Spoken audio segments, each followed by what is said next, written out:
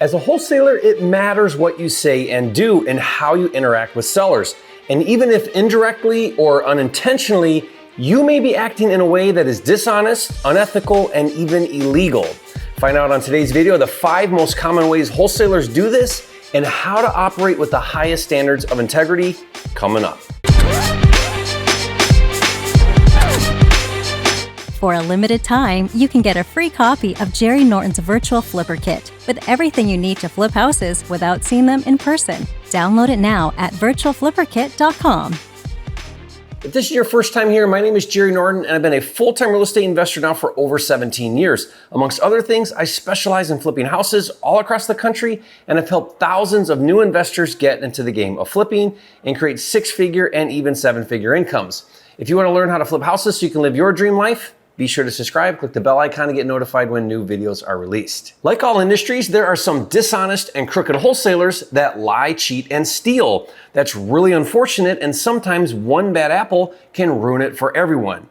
But there are many wholesalers that operate unethically and may not even be totally aware of it. Most wholesalers are not transparent with sellers, they do not provide full disclosure to sellers, and they misrepresent the facts or their intentions. For example, let's say that you're a wholesaler and you go on appointment or you're on the phone with a seller and the seller wants more than you think you'll be able to wholesale it for. Now you do your best to get the seller down to your desired buy price, but he won't budge any lower. You finally agree to his price because you want the deal, and maybe you'll get lucky and find a buyer willing to pay more. And if that doesn't work, you can always go back to the seller and try to renegotiate a lower price. Worst case, you have some clauses in your contract that allow you to easily back out if you need to. So you sign the deal. No big deal, right? Wrong. In that example, there are several ways you may be acting unethically. Now, in a minute, I'm going to break it down for you. But first, let's talk about why this is such an important conversation to have right now. Unlike real estate agents, wholesalers don't have a standardized national code of ethics that they adhere to. And in most states and local municipalities, there is no governing body to regulate or enforce any such code of conduct. That's starting to change as regulation is starting to happen in many states and local municipalities. But by and large, there isn't a standard code of conduct or best practices for wholesalers, so most wholesalers are operating unethically and don't even know it. Now, on the other hand, most real estate agents are trained in this area, and it's a big part of how they operate as agents. Furthermore, most real estate agents are members of the National Association of Realtors, or NAR, and in order to join NAR, they must agree to follow a specific code of ethics in their dealings and interactions as realtors. But here's the thing, just because a wholesaler isn't licensed and isn't regulated, or just because he's unaware, doesn't mean he's still not accountable for his actions. Honesty is honesty, whether it's enforced or not. Ethics are ethics, whether they're regulated or not. And legal is legal, whether you're informed or not. You need to make it a priority to know and operate with the highest degree of conduct in all of your dealings with sellers. Now, before we go any further and you blow up the comment section, I know the role of a wholesaler is different than that of a real estate agent. A real estate agent is representing a seller or buyer in a transaction for a fee. A wholesaler, on the other hand, is the legal buyer on the contract and then later exercises his contractual rights to assign his contract to another party. I get that. You get that. But, and there's always a big but, if you've been following me and watching my videos this past year, I've been talking a lot about how NAR and many local and state agencies aren't seeing it that way and are attempting to regulate the wholesaling industry. This movement is pushing hard to treat wholesalers very much the same as real estate agents. Now, if you want to learn more about what's happening and why, I'll put a few video links in the description below for you. But make no mistake, these anti-wholesaling agencies are viewing the contractual mechanics of wholesaling as simply semantics, and as far as they're concerned, your assignment contract is just a workaround, and what's really happening is wholesalers are merely representing cash buyers in a transaction and should therefore be licensed and regulated just like real estate agents. And that's to protect all the parties in the transaction from a wholesaler's potentially harmful actions. What's my take on it? I personally look past whether wholesalers should or shouldn't be licensed and regulated. That's not the point. The point is, in the long run, wholesalers are not going to win against NAR and the government for three distinct reasons. One, wholesalers are too naive and uninterested to organize and have a voice. Two, wholesalers are unwilling to face the reality of what's happening and continue to hang on to the belief that their contractual rights to sign a contract will hold up forever. And three, NAR and the government agencies have an unlimited budget and a massive platform, and the wholesaling industry is in their crosshairs.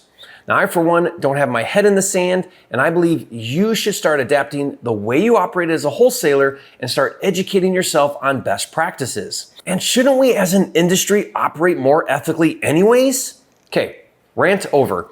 In reality, there are a million ways you can be dishonest, but let's discuss the 5 most common ways, and then I'm going to give you specific language you can use instead that is transparent and honest. First is a deliberate misrepresentation of the value of a property.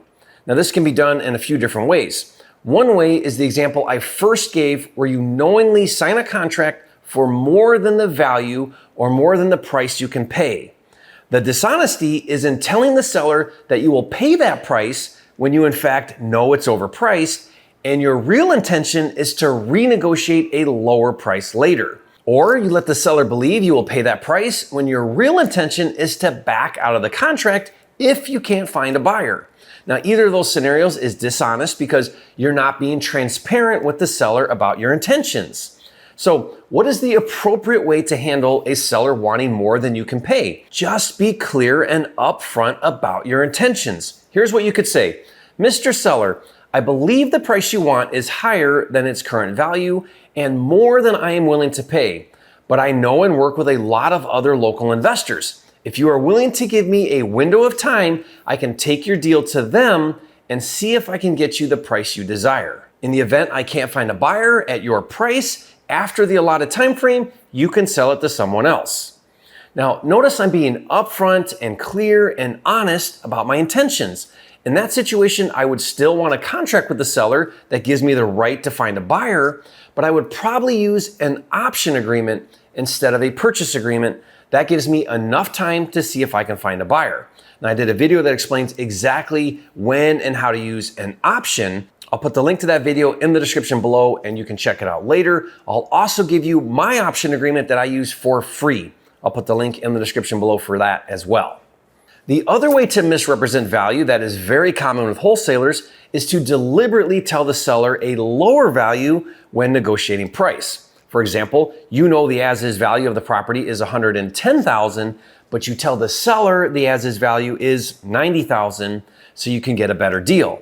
Now, there's nothing wrong with wanting to pay $90,000, and there's nothing wrong with the seller selling you the property for $90,000. That's the seller's choice. What's wrong is misrepresenting the value as lower than it really is. If the property legitimately has a value of $110,000, but I only want to pay $90,000, I would tell the seller something like the following. Look, Mr. Seller, I'm probably not the right buyer for you. You could probably get more for your property, maybe even $110,000, but that's more than I'm willing to pay. What I can do though is provide you a fast, convenient, and hassle-free closing, which sounds like what you really want. Now, what is it worth it to you if I can buy your property as is for all cash and close on your date of choosing? Now, notice how I turned the focus from price to the benefits and solving the seller's problem, and I said it without misrepresenting value. Now, for more ideas on how to position and negotiate price, check out a video I did with my good friend and master negotiator, Cody Hofhine. Now, I had him critique a call I did with a seller, and he shared some valuable, awesome nuggets. I'll put the link in the description below for you. Again, the point is to be open, transparent, and honest with the seller. The second most common way that wholesalers are dishonest is by misrepresenting your role in the transaction. Telling sellers that you are a cash buyer or will buy their house for cash when you don't have the means, ability, or intent to actually buy the property for cash is dishonest. Now, let me be as clear as I can about this one. It's dishonest and blatantly lying to tell the seller that you are a cash buyer if you are not. And some powers at large would argue that it's fraudulent and illegal. So this is an issue that the wholesaling industry has to resolve quickly because the anti-wholesaler groups that want to regulate and even ban wholesaling like NAR and many regulatory boards are really upset over this one. And they're using it as their biggest argument against wholesalers. Wholesalers who are not cash buyers yet represent themselves as such is a big problem.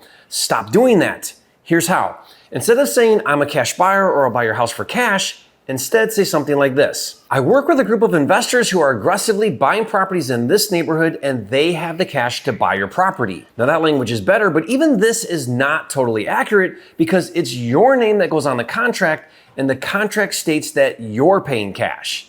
So even if you say that, your contract is contradictory. The way I see regulation in the near future is the assignment of contract will eventually be illegal. That means in order to wholesale, you'll need to actually perform on the contract and close on the deal and then resell it. Known as a double closing or a back-to-back closing, you'll need the funds to buy the properties and I'll give you 100% of the money for your wholesale deals. To learn more, just go to usejerryscash.com.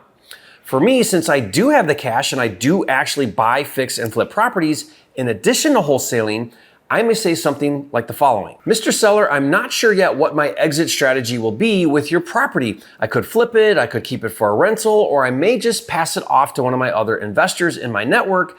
But rest assured, at closing, I'll make sure the cash is there for your house at the price we agreed on. Now, I actually can say that because, like I said, I do have the cash and I may do one of those following options and I'm disclosing my intentions.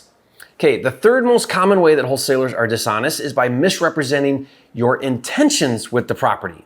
Specifically, not disclosing that you plan to make money with the property. Now, while that may seem obvious to you and me, as of late, it's becoming more common for sellers to sue wholesalers for making a profit. Proper disclosure will prevent that from happening.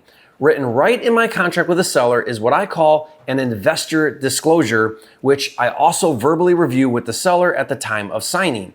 It reads, seller acknowledges that buyer is an investor and purchases properties with the intent to lease, flip, resell, or otherwise make a profit. Seller acknowledges that the purchase price may be less than market value and is willingly selling it as such for convenience, to save time, lack of funds to renovate, and or other personal reasons. Seller waives any claims against any existing equity or added value arising from the property. Buyer has not made seller any representations or promises as to the value of the property in its as-is condition.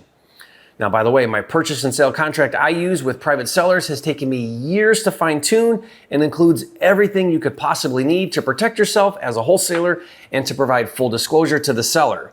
It really is the ultimate wholesaler contract, and I'll give it to you for free. Just go to wholesalercontracts.com to download it for free. All I ask is you leave a comment and say, thank you, Jerry, you are a flipping genius.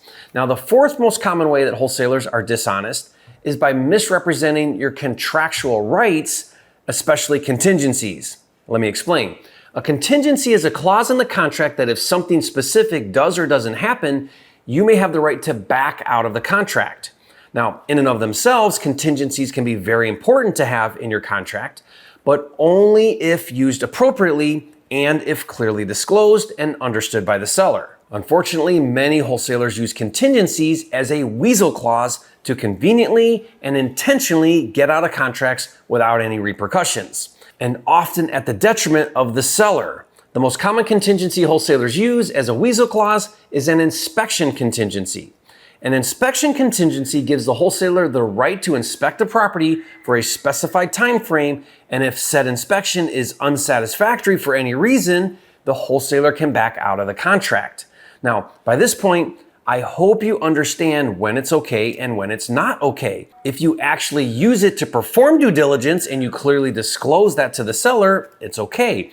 If you only use it to shop for a buyer and then back out, not because of an inspection related issue, but rather because you couldn't find a buyer and you weren't clear and upfront with the seller, that's dishonest and not okay. So let me give you two different scripts to handle this correctly. Example one is if you really do need to verify the condition of the property. This is the case for me most of the time because I do the majority of my deals remotely, so I haven't personally seen the properties. And I have limited or no information about the condition, so I need to send someone to walk the property for me. In that situation, here's what you may say. Mr. Seller, I'm going to need a few days so that I can send someone to come visit the property to confirm the necessary repairs and to verify that there aren't any unforeseen issues. Right here in our agreement, it states that I have 10 days to perform any necessary inspections. As long as everything checks out, we'll proceed to closing according to the terms of our agreement. If anything comes up and there is an issue, I'll let you know right away and we can discuss how to handle it. Now, if you watch any of my videos where I do live calls, you'll hear me use some variation of that explanation. In fact, I have several videos where you can watch me talk on the phone with agents and sellers for like an hour or an hour and a half straight. Now, I'll put a link to a few of those videos in the description below, and you can watch them later if you want to see what this looks like in real time on real deals. The second example would be if you don't care about repairs or the condition and you just need time to send cash buyers to the property. In that case, you could say something like this. Mr. Seller, I'm going to need a few days of due diligence so that my investors, partners, and/or contractors can see the property and verify everything is good to go and that there aren't any issues. Right here in our agreement, it states that I have 7 days to perform that due diligence. As long as everything checks out, we'll proceed to closing according to the terms of our agreement. If something comes up or there's an issue, I'll let you know right away and we can discuss how to handle it. Now, in that example, investors, partners, and/or contractors is referring to your cash buyers. Notice in both these examples, I'm being clear and upfront about my intentions and even make sure the seller understands he's agreeing to my contingency in writing on the contract. The fifth most common way that wholesalers are dishonest is by misrepresenting the true picture about the property. In the NAR Code of Ethics, Article 12, it reads in part, realtors shall be honest and truthful in their real estate communications and shall present a true picture in their advertising, marketing, and other representations.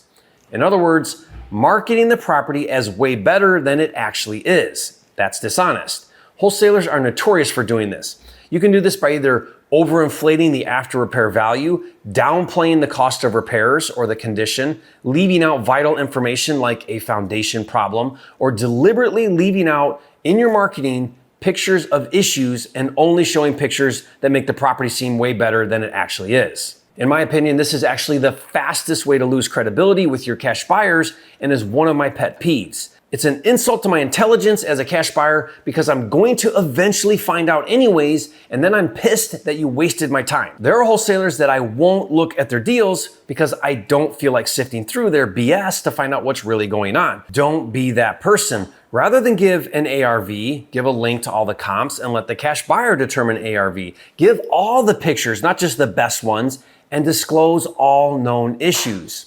Okay, so by now I hope you get the idea. In all your dealings, ask yourself, am I being open, upfront, clear, transparent, forthcoming, and honest about my intentions and objectives?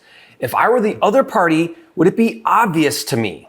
Now, if you can't answer yes, then you're probably violating the number one standard of conduct taught in the Bible, love thy neighbor as thyself. The golden rule is to treat others how you want to be treated. Making money is never worth it at the expense of someone else. Now, finally, if you agree with me that the wholesaling industry should organize and create a standard code of ethics, and you think I should use my platform to lead the charge, leave a comment and say, Jerry, let's raise the bar. Please lead the way. And throw in there, you are a flipping genius. Also, leave a comment and share any other ideas you have where wholesalers can be more ethical. I'd love to hear your ideas. And guys, make sure you are careful of scammers in the wholesaling industry. I was working with a student on a deal in Texas from a wholesaler who that wholesaler required that he hold their earnest money. And I told my student, do not do that. It's a scam. Always have title hold their earnest money. And he didn't listen to me. So watch the video to see how it all went down. And if you haven't yet, be sure to subscribe to my channel with over 750 videos. This is the #1 channel on YouTube for all things flipping. And I'll see you on the next video.